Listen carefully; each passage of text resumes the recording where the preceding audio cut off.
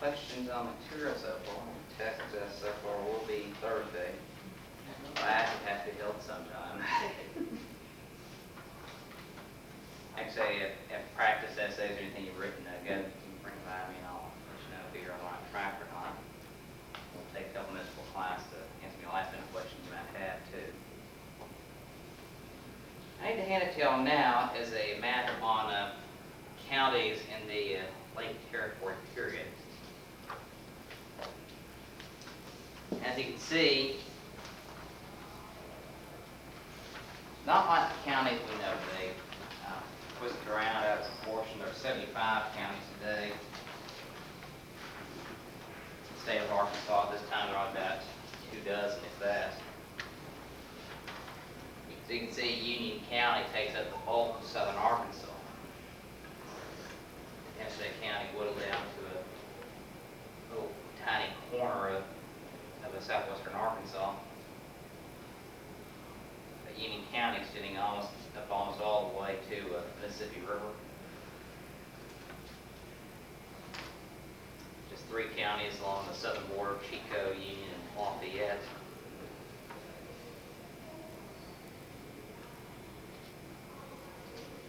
And of course, population grows, the territory and the state develops, these counties being consolidated, borders redrawn with smaller and smaller geographic areas. Is Crittenden County still county? It is still a county. It's still a county. Where it is.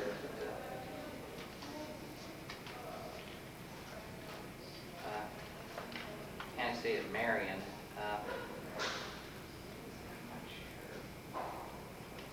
Again, it's sitting there on the Mississippi River, kind of out of the way, tiny farming county. It's still there.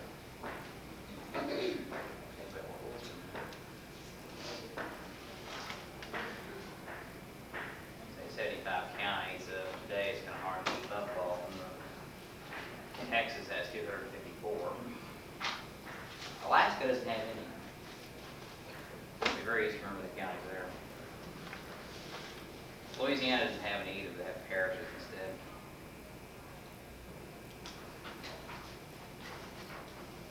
Delaware and Rhode Island have 3. Well, this is a frontier era. We're still largely a frontier, unsettled regions. And taking kind of a hardy pioneer spirit to come out of this region. Life was not easy in Arkansas Territory. It was certainly not easy in an agricultural environment.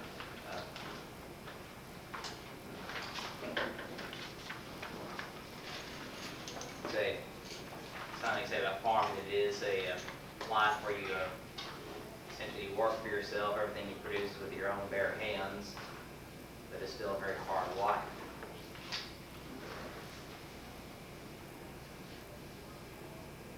In the Arkansas Territory, it was the environment was not entirely hospitable. Sometimes here, very hot, humid, mosquitoes, no bugs buzzing around. Very little sanitation and no running water.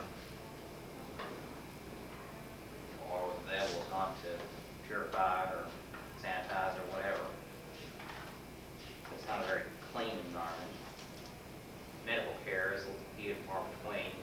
It was available in the 19th century as primitive at best.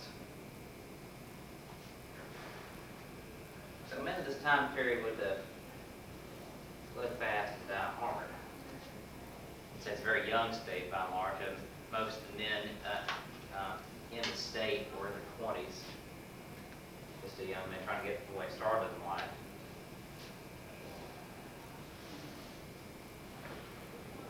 A lot of it's still a violent state. So we're talking about just 4 prominent politicians who were killed in duels in the Arkansas Territory period.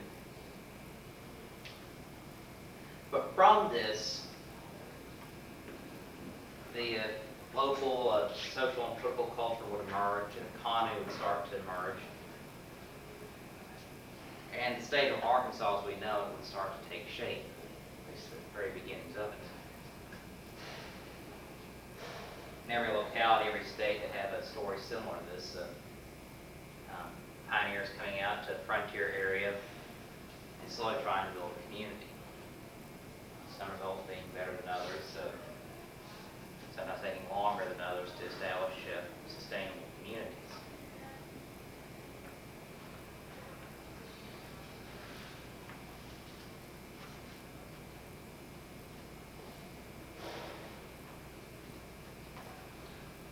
Now,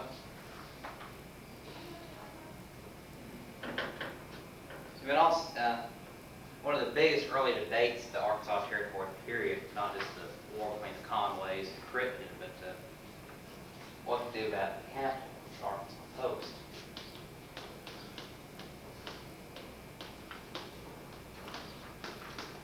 Say Crittenden kind of stepped into it. The federal government ceded some land in the territory to build a state house.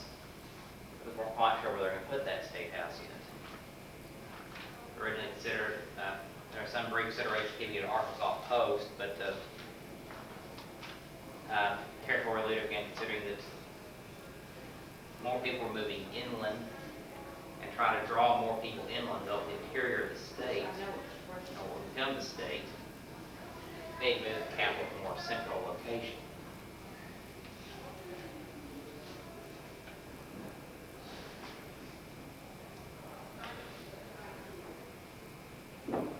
Now, 1811, there had been a massive earthquake in southeastern Missouri, commonly it's the New Madrid quake.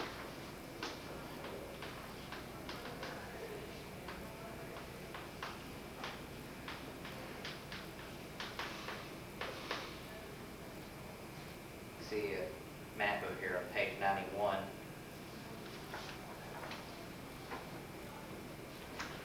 So they didn't have they didn't have anything like the Richter scale back then,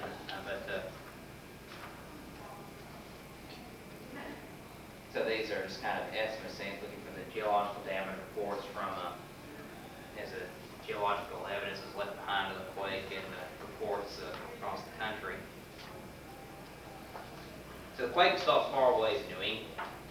The most intense area damage was at the epicenter in southeastern Missouri, and a lot of damage also done in northeastern Arkansas.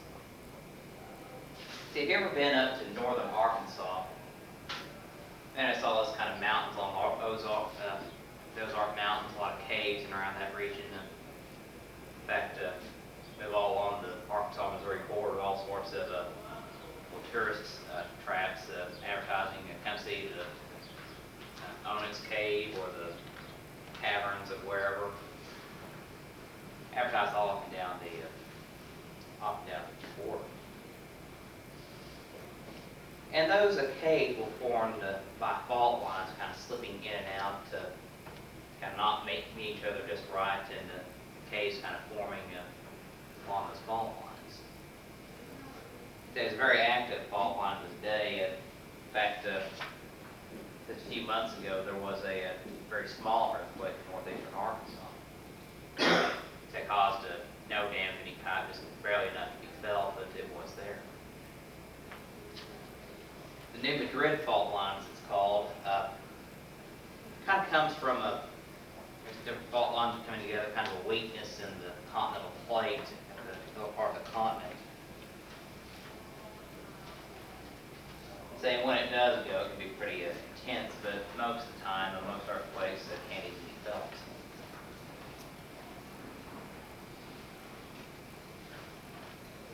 In fact, you think you could name the most earthquake-prone nation in the world? That's not California. That's an earthquake-prone area in the world.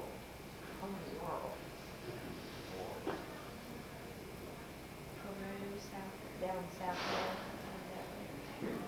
It's a good guess, but England. They've had 1,500 earthquakes a year, but most of them are so small they can't be felt. Say the different scales of intensity of earthquakes. Well, I hear about the big ones like the 1906 earthquake in San Francisco, or the 1811 New Madrid quake.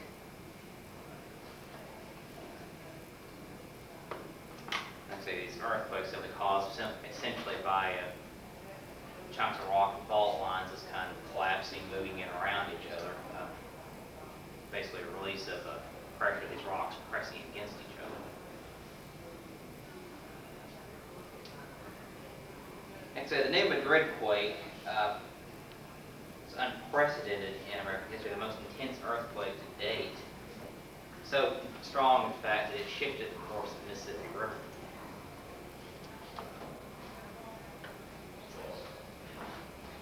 And the federal government attempted to compensate those who lost everything because of the New Madrid quake. Said houses in that area were obviously not built for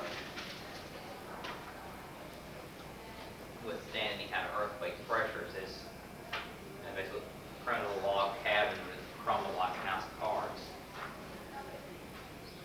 And a lot of people just ended up losing everything because of it. Trapped in the rubble, they couldn't get out in the middle of nowhere, they could never be rescued, died out. So victims were compensated with land, and some of that land was made available in Arkansas. I say some of the New Madrid victims chose to come to Arkansas, others decided to sell the land and move somewhere else. But some of that land was in the Arkansas River Valley of central Arkansas.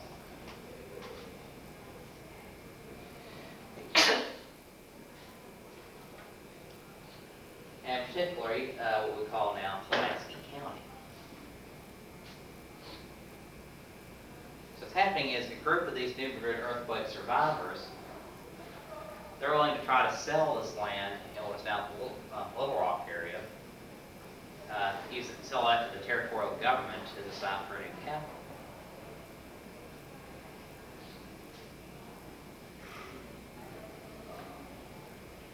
But there are a couple of different opinions about just where to move the capital. So the lower house of the territorial legislature, territorial house,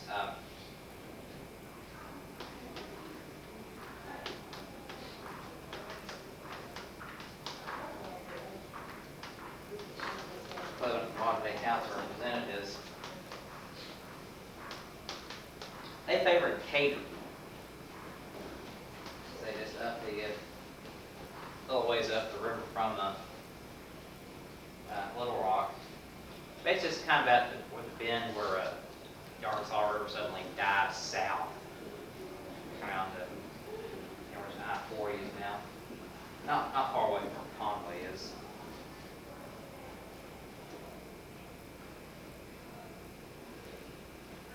But the Territorial Council, which was the equivalent of the Senate,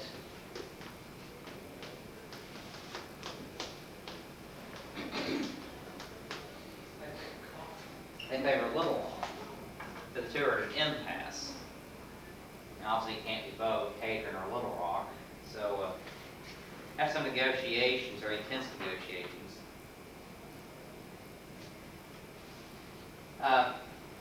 Territorial Council convinces the territorial legislature that Little Rock was the best location, and the legislature changed its mind to Little Rock. So October 1820. What finally changed their minds wasn't so much the negotiations between the council and the legislature, but in the meantime, a lot of prominent members of the territorial legislature had bought land in Little Rock. A lot of it from those New Madrid earthquake victims. Senate coming out looking doing very nicely with this move to Little Rock. So yes, there was a little something under the table. I guess their gain is our gain. And say such appearances of impropriety would be scandalous today, but standard operating procedure in the 19th century. It's the early 19th century. And say we talked about the development of political culture in the beginning, and kind of see illness of one starting to begin here. Now, things like that don't happen today, do they?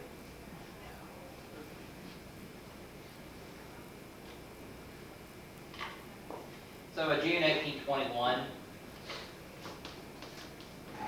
territorial capital moved to Little Rock.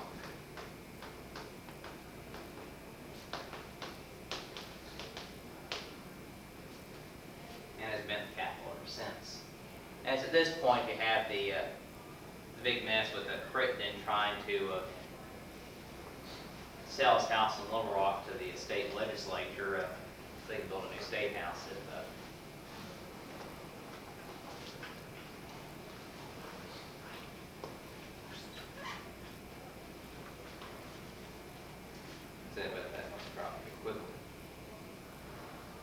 Last time we talked about the land claims and land fraud, what a serious crime it was. And Texas Republic, Texas was an independent nation at this point, to the 1830s, late 1830s, 1840s.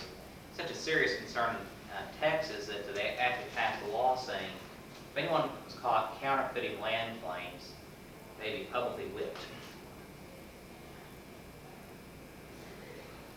So they take it very seriously. The kind of intensity some of these laws in Texas even made some people, like Sam Houston, sit back and say, you know, maybe we shouldn't be quite so harsh on criminals.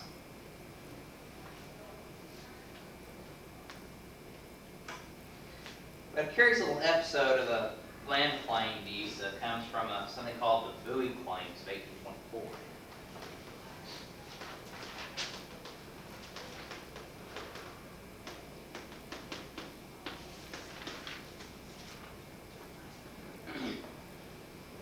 Now, the Bowie in this case is John J. Bowie.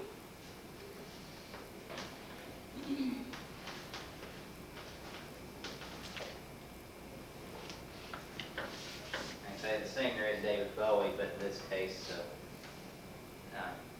Jim and John Bowie.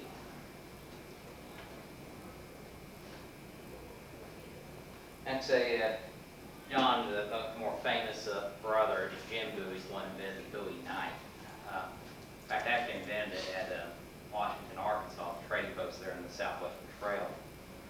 So the story behind the Bowie knife is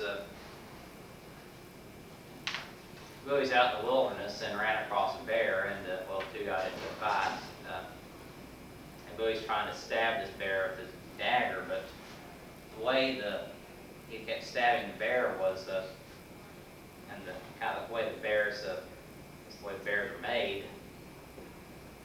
The skin, the muscle and tissue kept kind of coalescing and tightening around where the knife was coming in, and he's trying to pull it out, but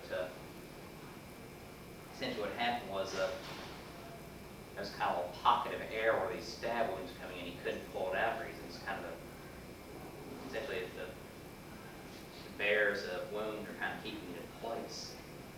So the Bowie knife was designed basically, I know this is kind of gross here, but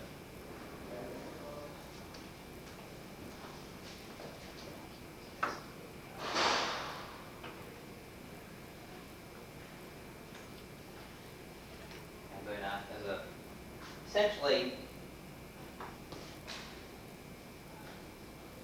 there'd be little crevice or crease in it where air could come in and make it easier to pull the knife back out. Bowie, of course, survived the fight with the bear. The bear did not. And thus the Bowie knife was invented. It's a way of keeping out of further jams like that in the future. Say bears that one time were very common in Arkansas. In fact, in the 1940s, you still see bears rather commonly out in the wilderness in this area in particular. And say Jim Bowie, famed frontiersman, later fought the Texas Revolution and died at the Alamo.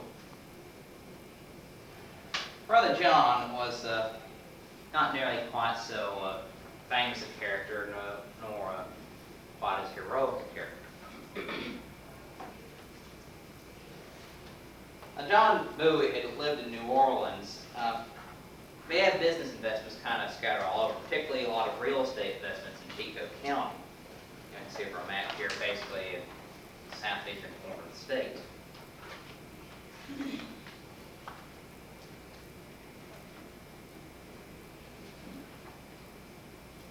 And some of these investments, some of these claims involve some land grants from the Spanish.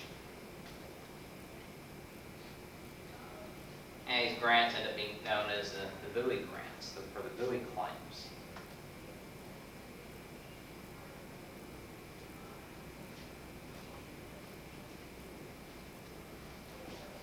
Well, in 1824, the Superior Court of Arkansas, this is the appeals court,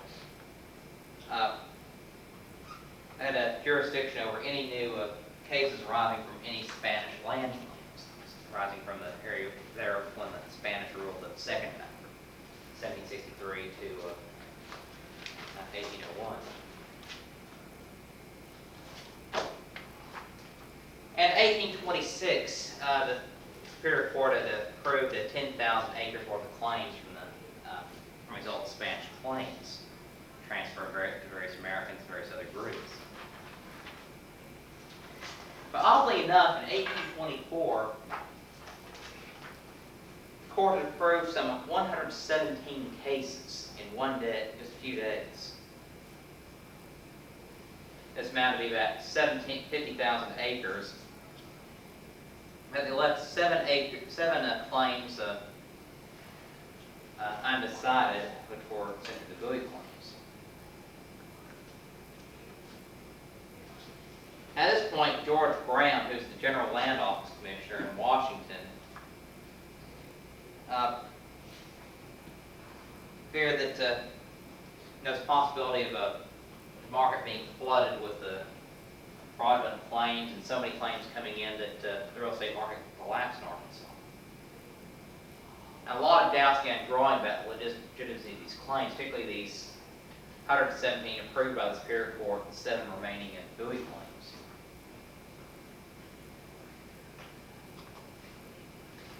Now, the thing is, these thousands upon thousands of acres, these hundreds of claims, are supported on the testimony of just 3 men.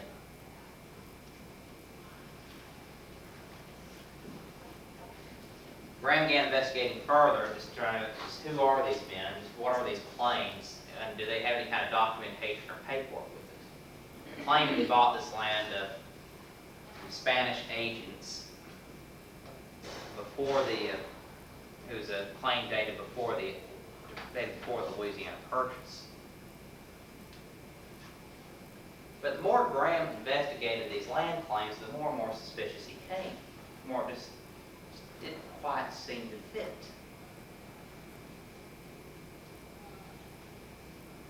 Well, as it turns out, he was reading some of these documents and they're in Spanish. And the problem is, all these Spanish words are misspelled. It's kind of hard to do because Spanish, it's basically spelled phonetically, basically it sounds. Nevertheless, a lot of these Spanish words are misspelled. A lot of the grammar is really bad. And a Spanish administrative official, particularly one working land office, they expect to be able to speak and write Spanish very well. The Spanish government doesn't make sense. But that wasn't the case here. So when it's written by somebody who's basically kind of maybe half literate in Spanish. And it turns out the signatures of the Spanish governor was forged. See, Graham, as General Land Office Commissioner, he would have had to review a lot of the land claims from different governments, the French, the Spanish, different governments that claimed these lands are now American. And so he knew what Spanish land grant contracts looked like. He knew the signature of the Spanish governor in this area. And with investigating very closely, he could figure out this isn't legitimate. I was working for a bank as a bank teller. And every so often,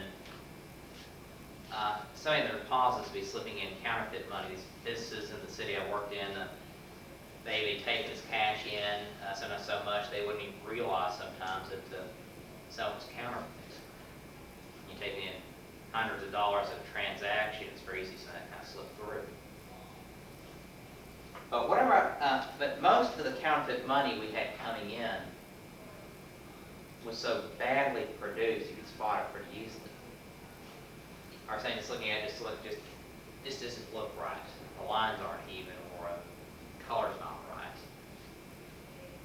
And they have what we call counterfeit detector pins, which you just mark on it. If it's real money, it marks as a certain color. If it is not, then mark as a different color. We get our pins and test, yeah, this is counterfeit money. And sometimes I've seen people actually try to photocopy money. Something is so bad, counterfeit is just so bad, you just tell right off it was. So we tell our boss, and we call the FBI, inform our customer, yeah, you were cheated out of this money, move on from there. That's kind of the case here at Graham and these buoy claims. A forgery is so bad, and just glancing at it, something, glancing at it just doesn't look right off. As you dig in deeper and deeper, you tell more and more that it's just right. So, Graham has got even further, is examining the handwriting of these 124 claims. There are several different Spanish agents involved here, supposedly, several different owners. But all these Spanish land grant contracts, these different people, had only 2 different sets of handwriting. So, more odd. Actually, if you're a teacher long enough, you can kind of tell how students write. That is not just in the way they write, their actual handwriting style, but also the way they write. And I can tell just by that all these claims were written by just 2 different people.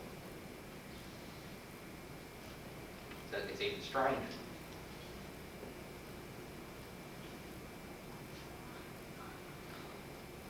So this bounces back and forth, kind of limbo for a while. Finally, in June of 1830, reviewing new evidence, the Arkansas courts rejected all these claims. Thousands on thousands of acres just threw out and just said, start over. I say nobody went to jail here, but what did end up happening was because conflicting claims, these court cases lasting for years, the lands were eventually divided between John Bowie, John Crittenden, and Chester Ashley, and sold. Basically, all these different land claims divided between Bowie and 2 different parties, including Crittenden and Chester Ashley, which we know as today for Ashley County, right next door. Land was sold and they made a tidy profit for it. Ashley is later a United States Senator.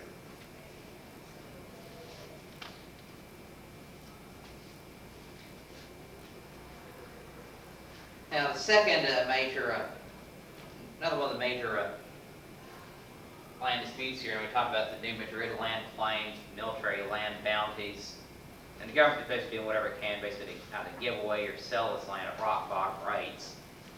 Having some success as we get into the late 1820s and the 1830s. Well, the different treaties of the different Native American tribes is forcing the federal government to kind of rearrange a few land claims here and there. Here, right about the mid-1820s, Arkansas included what is now most of Oklahoma.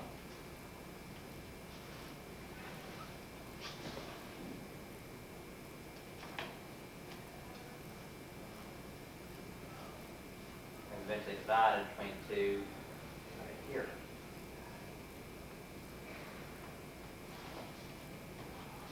I suppose that's Arkansas.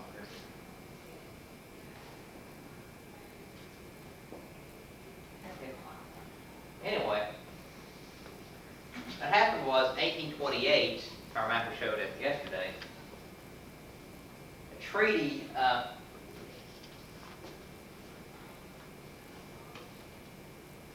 between the Cherokees and the federal government ceded the land in northwestern Arkansas for land in what became known as the Indian Territory.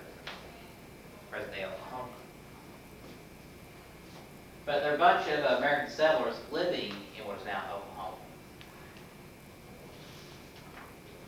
So the federal government's kind of in a bind here. Got these settlers out here in Indian Territory, but that's now Cherokee land. So the federal government decides on what they think is a fairly clever solution to this. No, it isn't, unfortunately, let the Native Americans live where they want to. It is, let's trade this land. Get settlers this land in northwestern Arkansas in exchange for the Cherokees. Essentially, the federal government's wanting to compensate settlers for land lost to the Indian Territory with new lands in Arkansas.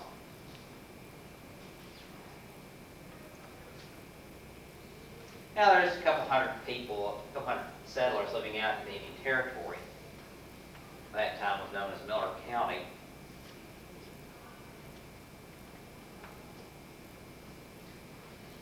But as the Indian Territory is created, these settlers get compensated with 1,320 acres of prime real estate in the Arkansas Territory. Pretty hefty little sum of land. Now, the federal government obviously had all this land to give away, so it wasn't any problem.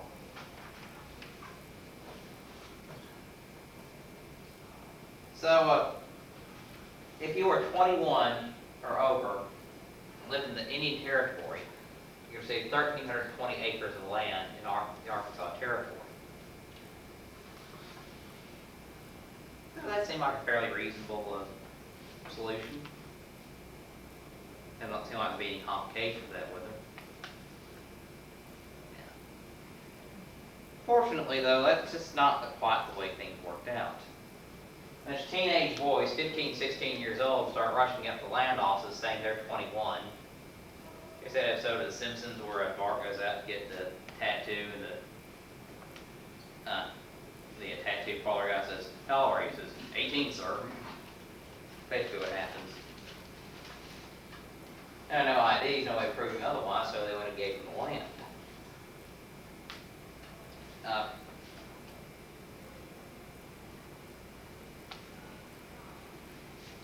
Also, you had all sorts of people coming in claiming they lived in the Indian Territory. According to the best information available from land claims of different land offices, there are only about 300 families living in the Indian Territory who would be eligible for this land. About between 400 and 600 people claiming these lands in the Arkansas Territory. Obviously, something's a little bit missed there. 600 people out of 300 families all claiming these lands because they live in the Indian Territory. What ended up happening was about half these land claimants from the Indian Territory kept the land in Arkansas and moved back to Oklahoma. And of selling the land in Arkansas.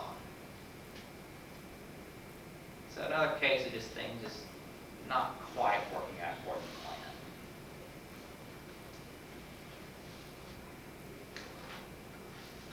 Yeah, that's Arkansas luck.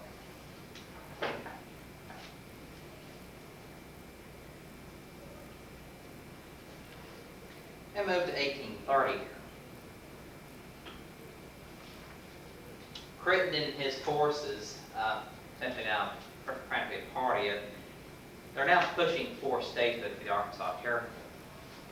And the best way to kind of revive their fortunes is try to make Arkansas a state and be seen as a force leading the charge for Arkansas state. Well, there are a lot of different things to consider here. It's all fine and dandy, you become a state. You have full voting representation in Congress, a seat in the House of Representatives, 2 seats in the U.S. Senate, legislature, elected statewide offices. From a political standpoint, it can be very useful to become a state. And particularly from the patronage point of view, you have jobs to give out, you have infrastructure to build, means contracts to give out, taxes to levy, people to collect the taxes. So there are all sorts of concerns going on with the creating state, a lot of potential advantages of it. But look at that a little bit deeper. That's a lot of work to do, a lot of offices to create, a lot of responsibilities, requires a lot of money. The Arkansas Territory just didn't have it.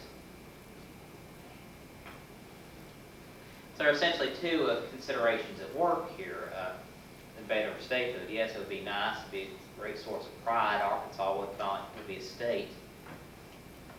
But Arkansas doesn't have much of an economy developed yet, not much of a tax base developed yet. And population is still fairly small. In addition to that, you have the process of alternating between free states and slave states. Arkansas is a slave territory, but it would be admitted as a slave state. I say there's no real concerted movement for abolition in Arkansas at this point in time. There are some people concerned with the morality of slavery, but there's no real concerted movement for abolition.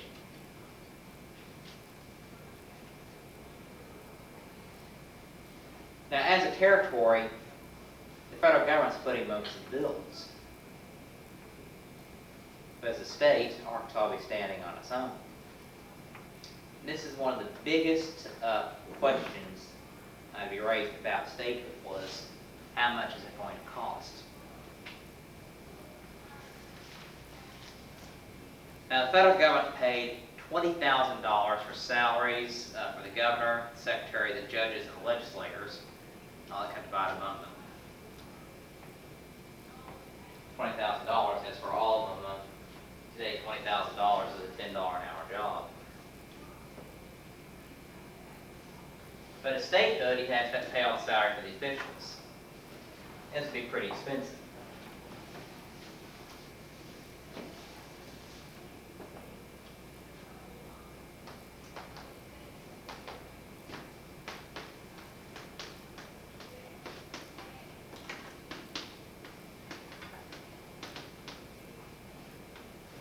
Now, the state government would have to be paying that now if it became statehood.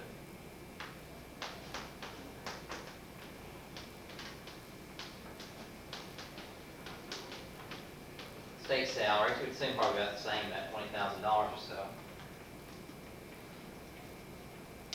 And you have to have a constitutional convention. You have to bring delegates in. They have to come in and hash out a new constitution for the state house, the state going to operate. That costs probably about $15,000.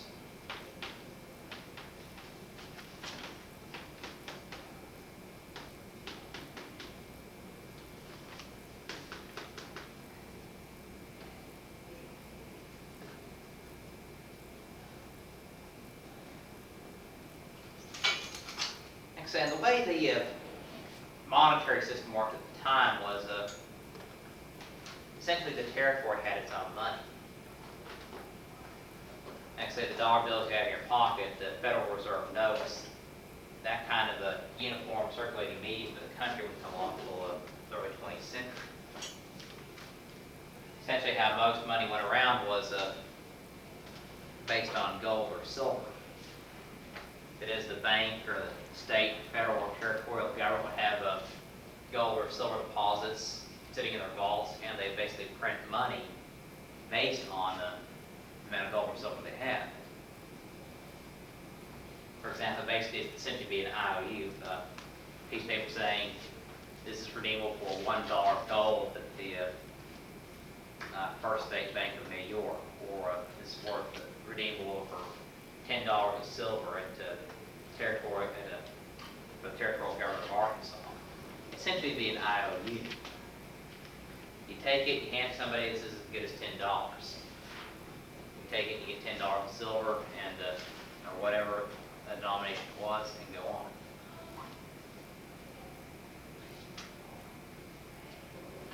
And so, of that, you have about $10,000 worth of circulation.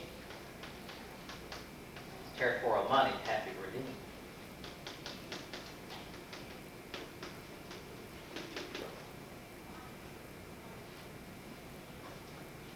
And as a state, you would have to have public facilities. Not just the Capitol, but also all sorts of other government buildings, courthouses and such. And that costs probably about $26,000 right there.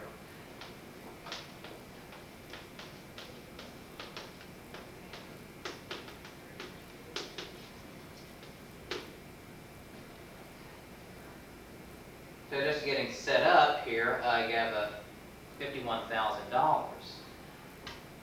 And once you get started, you have probably at least another $20,000 in salaries.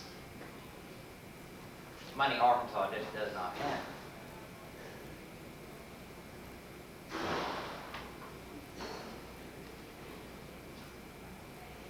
Maybe people just assume this, the tax burden to pay for all this is simply going to be too high for the state of Arkansas to bear. Arkansans are farmers by and large, a overwhelming majority. I say some farmers are doing better than others, but a lot of those pretty much kind of subsistence farmers, not producing for the open market, just enough for themselves and for the families. Everything they have is what they produce at home. Not producing for the open market, not enough to mount a large tax bill.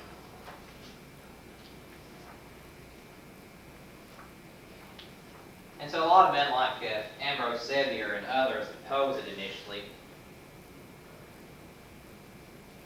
But more and more as I think about it, as the years kind of progress, I start thinking, maybe we are getting closer.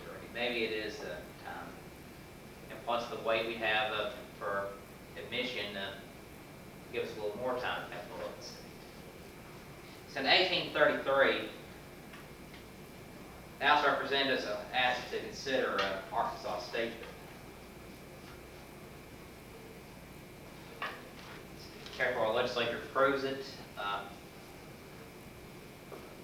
and goes up to Congress for their approval. House of Representatives then takes up the issue. House of Representatives from Washington. Now, so there's another issue to keep in mind here, the sectional balance between the free states and the slave states.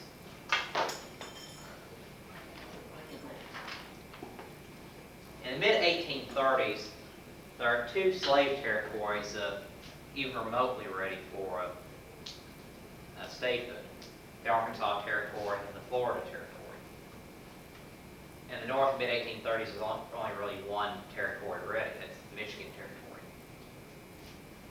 The next one ready would probably be Wisconsin. It's still a long ways off. And so you have to have there's a limit of a population of 40,000 before you could even be considered for statehood. Arkansas had passed that point, but still not enough tax base to really still not enough of a tax base in 1830 really to do much.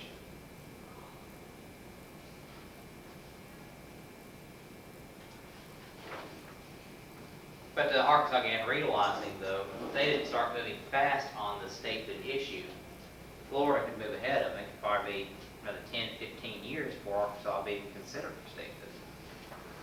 You'd have to wait its turn for free territory to come in.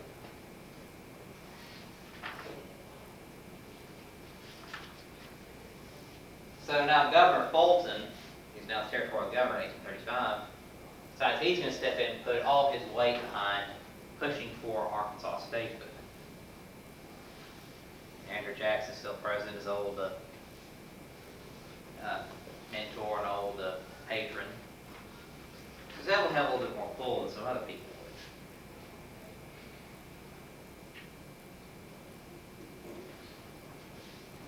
So Arkansas again is pushing ahead, and pretty soon Arkansas gains the advantage over Florida. To tell you how it all ended up working out in the end, Arkansas essentially be paired with Michigan. Arkansas will be admitted in 1836, Michigan in 1837.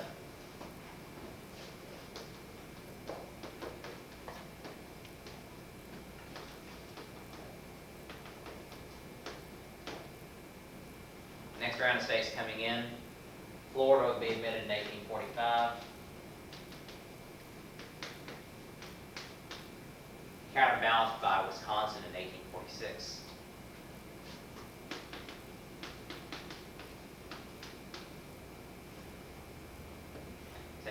would also be admitted in 1845, with it being the last slave state admitted to the Union, and be counterbalanced by Iowa in 1848.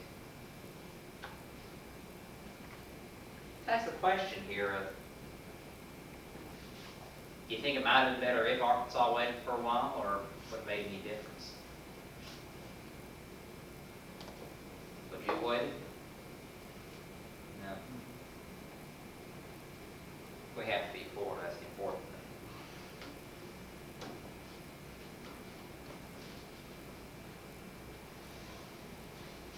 Now, the 1830 census, say, in the middle of the decade, it estimated the state's population at 52,000, well past the 40,000 limits.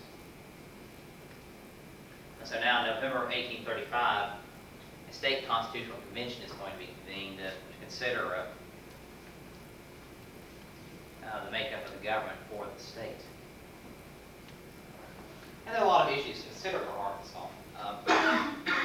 Again, not just what kind of state, what kind of government it's going to be, but in terms of all the officials, how the legislature is going to be apportioned, the Bill of Rights, how the different instructions for the government, responsibilities for the government.